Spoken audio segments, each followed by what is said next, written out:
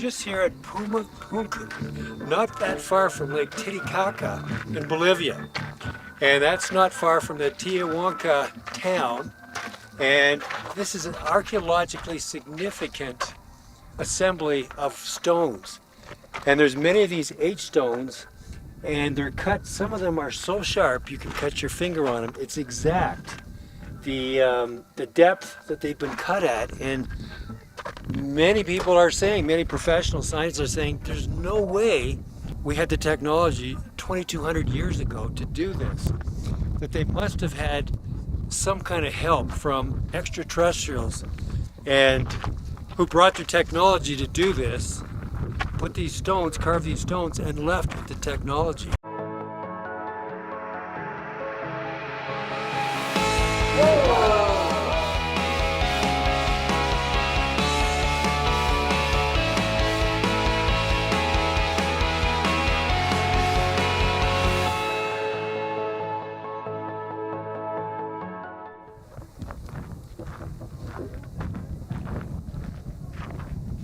So we're just outside the town of Tiwanaku in Bolivia, not far from Lake Titicaca, where we've been doing sky watches, and we actually caught some things in the film.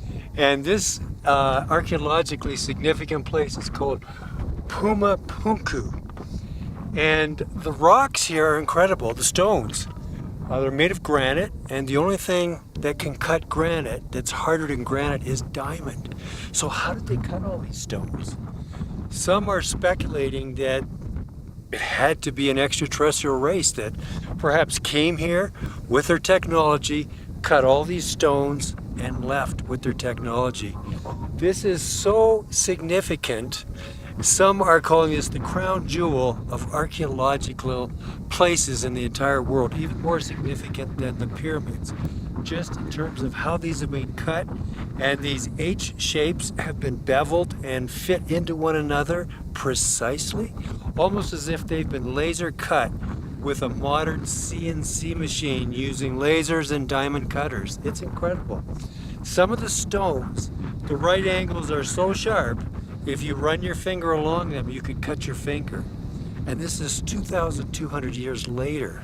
With all the wind and erosion and so on, they're still that sharp. How is that possible?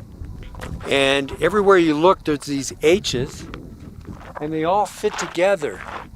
You can see all the beveling and so on, and all the different rocks, they're all assembled without cement or concrete so that they will stay together over the millennia. What did they use to cut these stones 2,200 years ago?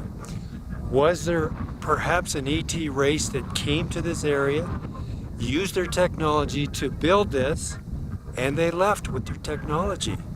Nobody really knows.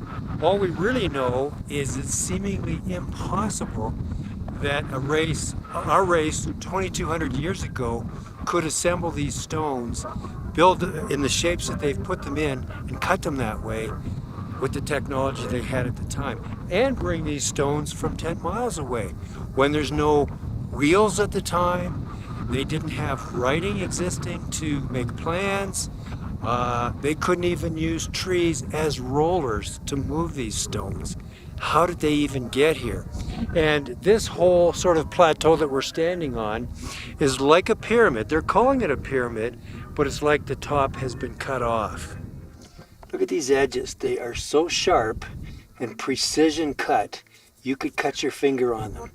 Now, this whole assembly of rocks has been featured on Ancient Aliens 3 times now, and they consider this the crown jewel of things all around the world of being archaeologically significant.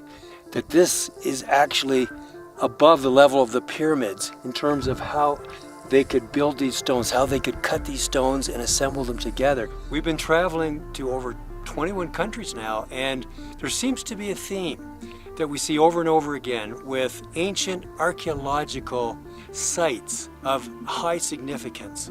And the question is, did any technology exist 2,200 years ago that enabled these people to cut these rocks to the exact and precise angles that they have, and the depths that are completely constant throughout the rock, and the flatness, the exact flatness and smoothness? Nobody really knows.